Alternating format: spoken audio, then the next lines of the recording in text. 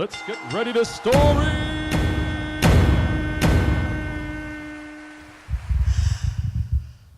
Once upon a time, there was a little girl, and she was part of a family, but she wasn't quite sure that they wanted her around.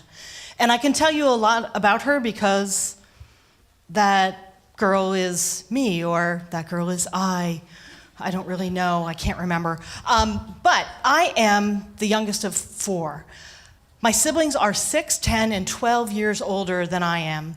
And when you're the youngest of 4 and the next person up is 6, it's almost like a generational span.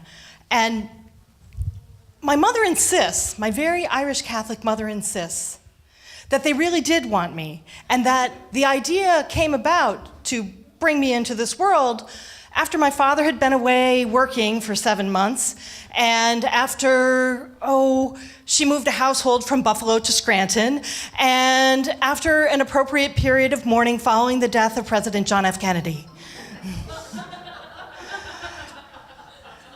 But I came along, and when you're 4th, you don't really know how you're supposed to fit in. You know you're the baby, but when you have 4 kids, there's number 1, the heir, and then number 2, the spare, and number 3, who at this point is probably in timeout on a chair, and number 4, who's where's the baby? Where is that baby? Oh, she's over there. Now, whose turn is it to watch the baby is something my mother used to say quite a bit.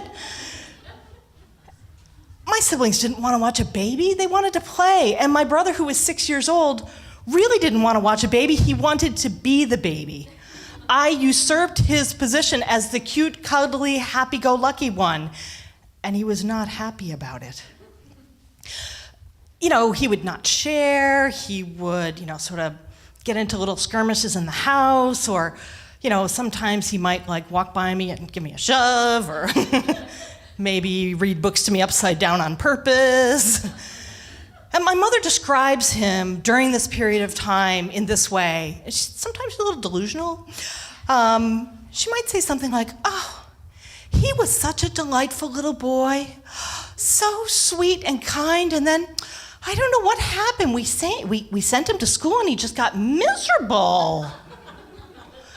Now, little does she recognize that on his first day of school, first day, first grade, new town, new school, my mother was busy giving birth to me. So she wasn't home to hold his hand and calm his jitters, and she didn't make his lunch, and she didn't get him dressed, and she didn't give him a kiss and walk him to the door.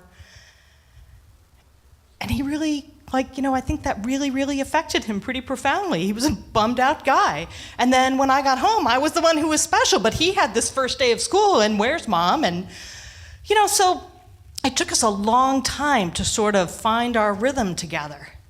And he used to, sort of do funny things here and there, but he was definitely in charge. And by the time it was time to return the favor on the first day of school, when I went to school, he walked up to me and he said this: "Mom says I have to take you to school with me. We're gonna walk.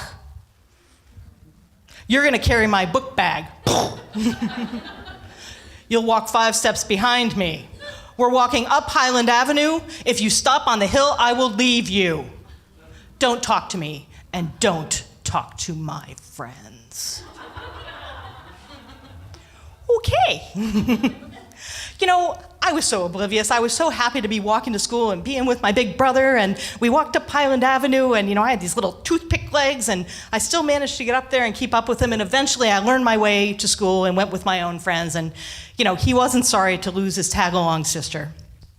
And over time, our relationship was sort of strained a little bit because, again, he was the baby, not me. Except I was really the baby, so there. And so, sometimes when he was asked to take care of me, he'd do things like, if I was trying to walk down the stairs, he'd punch me. Or if I was, I don't know, maybe bugging him a little bit, he might twist my arm. And this is one time when my brothers were supposed to be taking care of me, and my mom had given me a bath, and they were supposed to dry my hair, so they put me in the dryer.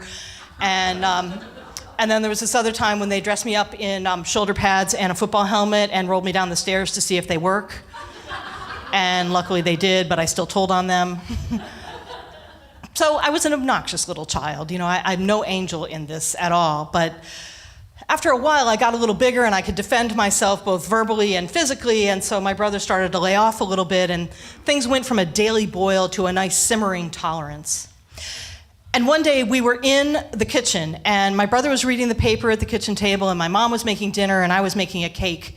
And I just finished using the, like an old portable mixer that we had, this fabulous Harvest Gold mixer, the kind that you had to like flip upside down and bang on the counter so you could get the beaters to eject. And so I'd finished making the batter and I put it in the oven and I went back and gathered the ingredients to make icing. And I realized I had to wash the beaters. And to this day, I still remember this, the mixer was still plugged into the outlet and I reached over and leaned and put up the faucet handle and started to put the beaters towards the water. And all of a sudden I hear, "No!" And someone tackles me from behind and batter goes everywhere. It's all over me, it's all over the counter, it's all over the cupboards. And I think, what the, and I finally get my bearings and I get up and I look at my mother and I'm like, "Do you see what he did? I'm incredulous. I cannot believe that he has attacked me from behind right in front of my mother."